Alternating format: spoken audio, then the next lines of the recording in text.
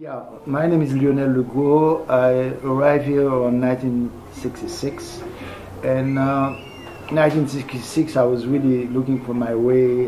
Nothing was clear to me, and one day my mother took me to 116th Street, and she said to me, "This is the school I want you to go to."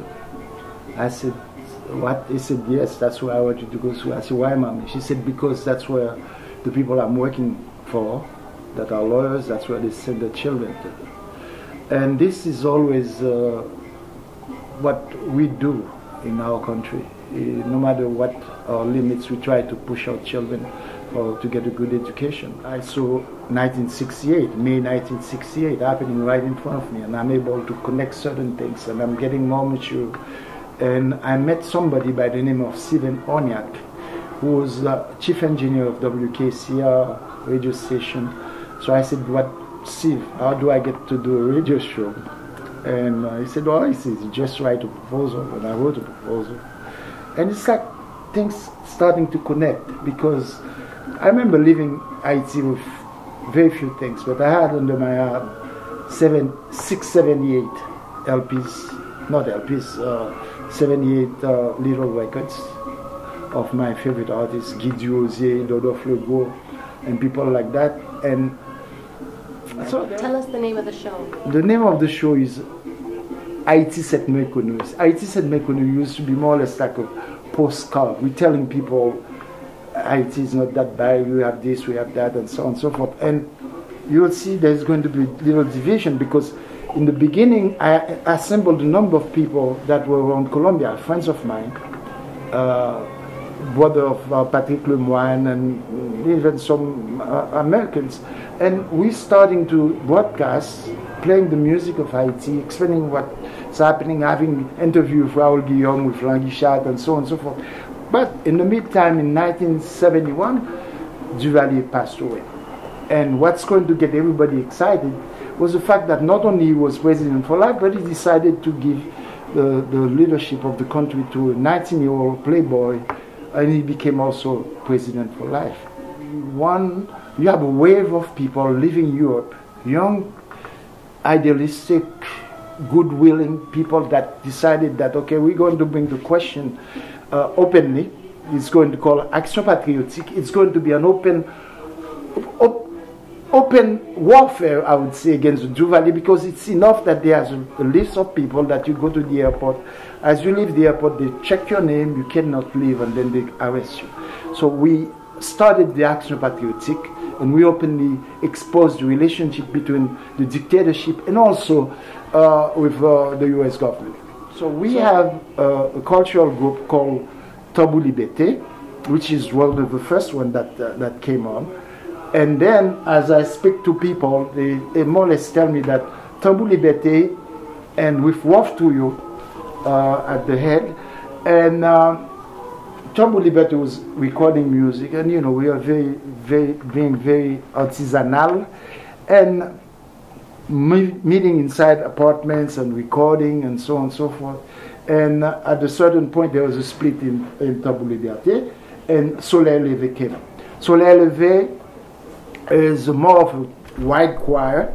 Tambou Liberté was more or less individuals, even though we have certain people that came out of that movement that were very important. As I was saying, you have Wolf Touyo that became a big professor, a big analyst of the situation from a very intellectual, well-structured point of view. And you have Soleil Levé, which is more or less, it's a choir, it's wide, it has a lot of men and women, and then they're learning how to really express themselves. Typing pages 8 by 8.5 by 11, cutting them and stapling them and putting the record in between. And this is about Tonton Noël is a big bourgeois. And Noël de Mes Amis chanté. And this is also Quatre Charbons du Feu. This is about 4, what do you call it? Charbons du Feu is how you cook. Charcoals. And it's about immigration, one of the most celebrated songs, because it tells you about the fact that when these people come to invade our country, they did not ask us about our green card. How the hell does the immigration, they got the nerve to ask us about the green cards. The whole thing about if the wall could speak, if the wall of Fred Dimanche could speak, what would they say? And explaining the torture, explaining the lack of fair play, explaining the lack of how they interrogate people, or they, you know, you could be in trouble with somebody because that person likes your wife, because that person likes your girlfriend and happens to be a Makut. He would arrest you and charges that you're a communist. So what, in your opinion, is an artiste engagé, especially in that time? And then an artiste engagé could be somebody taking the lead and say, okay, I'm going to have a group of people with drum and so on and so forth, and sing the music that are deep, expressing their situation. And there's a famous Vietnamese fighter who said once that in the time when we're being bombed, don't write anything to me about roses. I don't want to hear it. So an artiste engagé is somebody who's really ready to expose what she see going on, that's not fair, that's not right, that's cry against exploitation, against injustice. And then as I was getting ready for this interview, I said, well, an artiste engagé could also be somebody screaming, a mother screaming because they are grabbing his or her child away from her and bringing them to slavery, to a slave ship. And so that type of music started as its roots in Africa. Because that time, you know, the way that exploitation was going on, because we could even trace some music. For example, I have in mind a clear song that we have in Haiti, On seul petit qui tout misère moi, men li couché, men la pe mouri. And I come here and I hear John Coltrane playing Koulou Se Mama with a guy straight from New Orleans. And you start asking, what is the link between the two? Of course there's a link between the two. And both of these songs deal with the question of motherhood. How did they call Koulou Se Mama? And how do we call it in Haiti, On seul Mama? So an artiste engagé could be anybody, but somebody who's writing expressly about this. But let's not forget that other people are writing about things. That's not about, in our folklore, we have people dealing with Grenadier à la sauce, Sakimou Jafreayo. Let's not also minimize the fact that you have people like, for example, in Rara, exposing the situation. I have a song here that says, Kuzeo, if you don't send me to school, I'm going to have the policeman come get you. And you have a lot of songs like that. You have we have a long history. We have a long history about that. You have people facing their own reality here. For example, you have Tropical Sextet, which is usually a band made for dancing in the ballroom and so on and so forth. And they're talking about life in New York City. It's not easy because the money, we're getting less money and the food is getting more expensive. That's what is happening exactly right now. You have people like Raoul Guillaume, who's dealing with the question of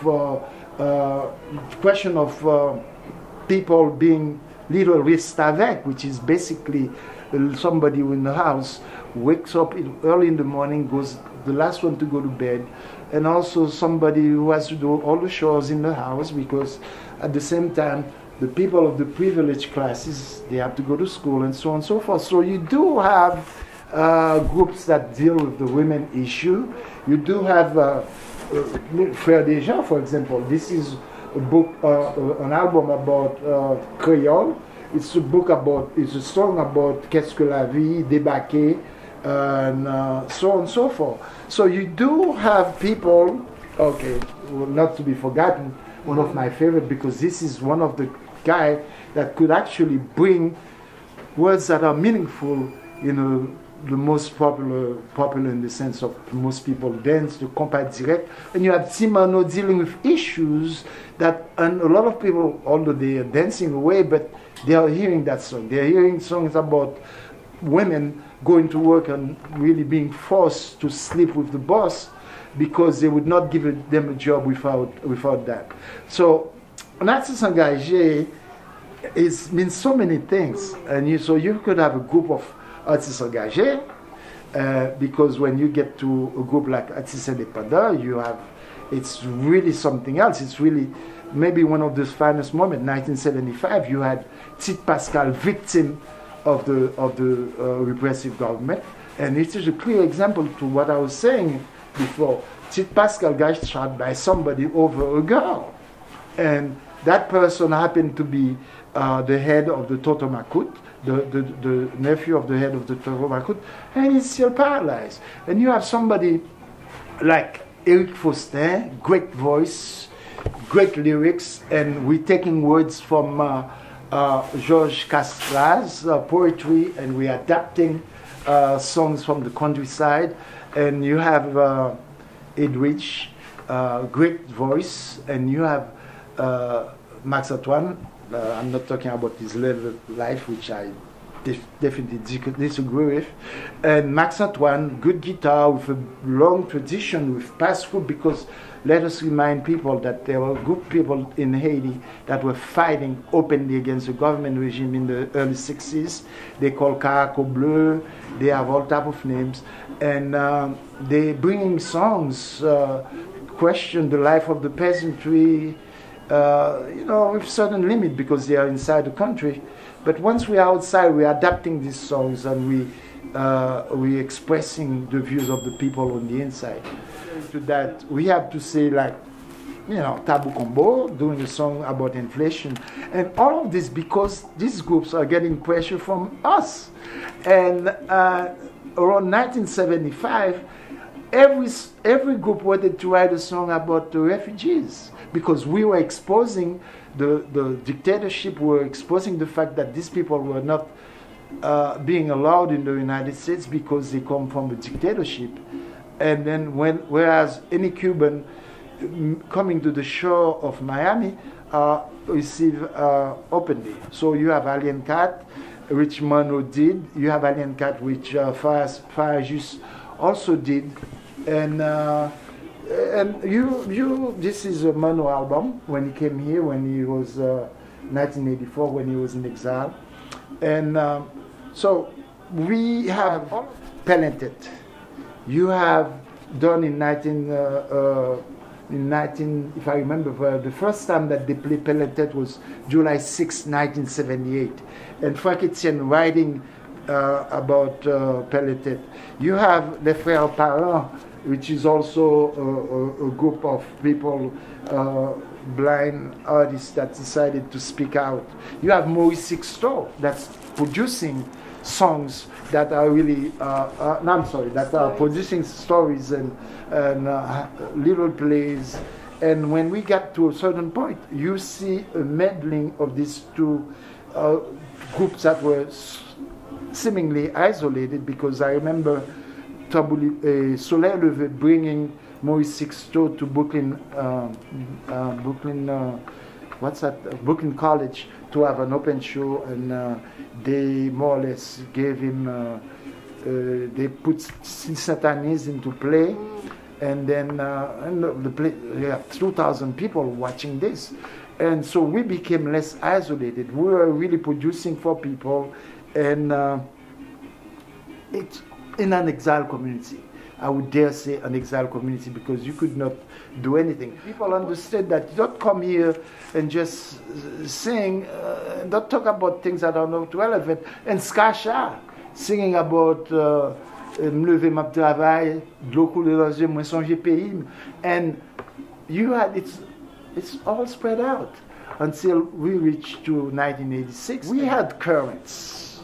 So we had a group more or less called En Avant that was really behind most of the movement of Artistes Indépendants. You had a group like PTA, Working People's Party, the PTA Parti Travailleur Haïtien, Working Party of Haiti. And so these groups were really guiding politically. And I'm glad that you asked this question, because why don't we have this now? It's not because people are bad or the need for music engagée is no longer there, but it's because there were some people that said, well, let's take what we are saying politically into the cultural realm, and it has its own effect. And I'm not isolated. People do not stop singing because the fight is over. Well, let alone that, even right now in Haiti, and after 19, and I was the vice president of this company, we had the Bouillon Racine, which is the International Haitian Roots Music Festival, where you had most of the groups from Rara Vaudou, Martha Jean-Claude, Campeche, everybody was there. And we even invited Celia Cruz to come, and we had a big concert in the main stadium, where for the first time you had Celia Cruz meeting Martha Jean-Claude, because they had done a duet, something like in the early 50s, and for the first time these two people met and they sang together Shukun, which is in one of the first. I have to say that Celia Cruz told me that the first foreign country that he ever visited was Haiti.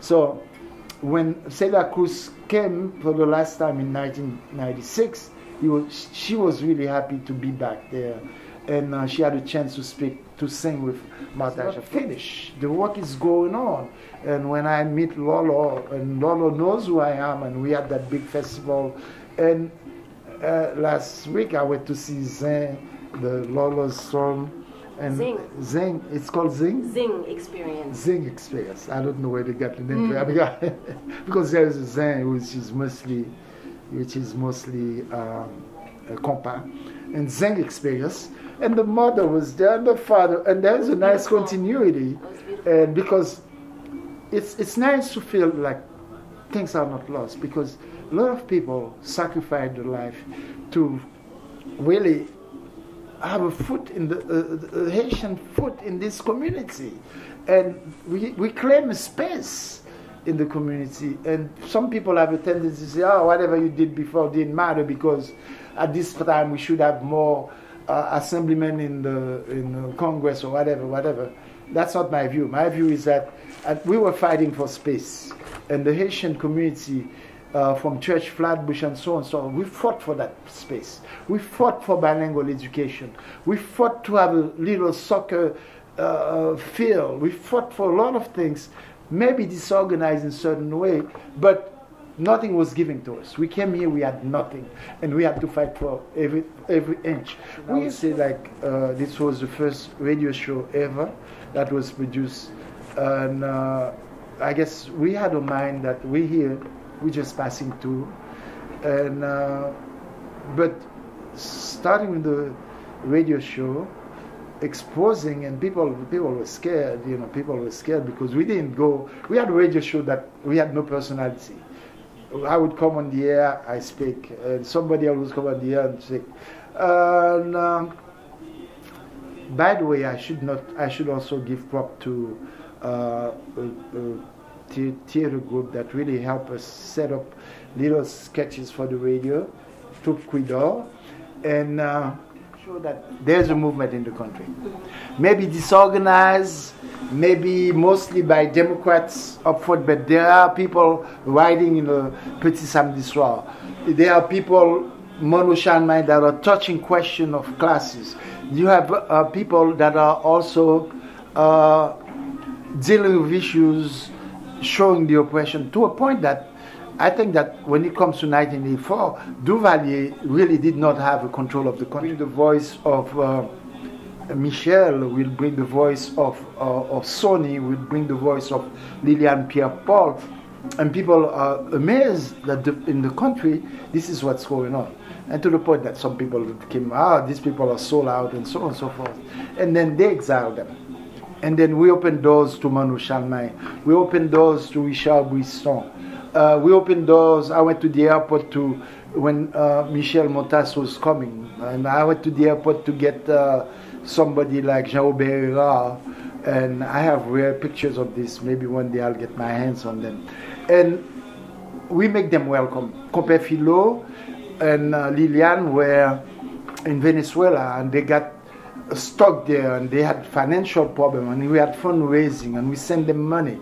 And I think that the difference with Le Haïtien is that we were moving in directions following, being a big echo of what's happening. We're not doing radio just to be doing radio. We were not selfish, it might sound too nice, but we open our microphones, we would go out, interview people, and they bring the voices and so on and so forth, to the point that really most radio stations, most radios, university radio station, gives you 4 years more or less, and we stretch it, and we stretch it, and 20, right? we stretch it. No, it was 32, and we stretch it, and I was more or less a slave, because at one point I graduated, but I still have. That is very important for the artists to keep on fighting, to bring the plight of the people, to be an echo of the people, not just to be writing songs about yourself and so on and so forth. But I think that the Racine movement has its roots way through Jazz des Jeunes, which people don't speak enough about Jazz des Jeunes and the contribution in Haitian music. And the artist's role is there, because we have a system of oppression where it's still revolting. I still go to Haiti and I'm watching, I'm sitting as a witness. Certain things that you see is still revolting. It's still, there are certain things that are more or less individual responsibility, but you see the government not giving a damn about something. There's an epidemic, and I'm reading here in Harlem, I'm reading about the budget of health being cut in half. 48% of the budget of health is cut in half. To the advantage of what? I'm trying to understand. And you don't do that in the middle of epidemics. You don't tell people that there's going to be we're sending more children to school, and then you deceive them by telling them that there's not 1 cent in the budget. And I think that there's a logic, because I'm reading this morning, and the Minister of Finance saying that, yeah, the money of reconstruction is going to start. And we're still being fooled. The promise of money being sent to us and not coming forth. We're still being fooled by the big powers. And I was watching an interview by a guy from the Minister who just finished writing a book and talking about 80% of people being unemployed. And what happened to when I go to Haiti and I get approached by this young girl, and obviously I'll call myself a middle-aged man now, but somebody who looks 26 approaching me and ready to sell her body, and then you're telling me things have changed? I don't think so. And I think that I don't know how we're going to do it. Something has to change. And Duvalier, riding on his what you call blindé, obviously being given SUVs, going to Jacmel and proclaiming that he has a new party, and the threat that Tinikola is going to be following. That's how they used to threaten us. They were so strong that Tinikola is the next president for life. And you see this guy opening his campaign in Jacmel, and you see Duvalier riding along like nothing happened. He's not scared of anything. When this guy got blood in his hand, and it's really disconcerting. But we are not the type of people that would stop fighting. Rising up, repression, and then we have to start all over again, square one. We have to start all over. I'm calling for continuity. I'm calling for memories. I'm calling for people to keep on fighting because there is hope. I'm calling for people to be organized, because you do have pockets of the population that are more or less organizing in a very, what I would call a very uncoordinated way. And I think that there should be that links that goes through this organization, the peasant organization, the women organization, because this can't go on. This is a slap on the face of all the sacrifices that was done.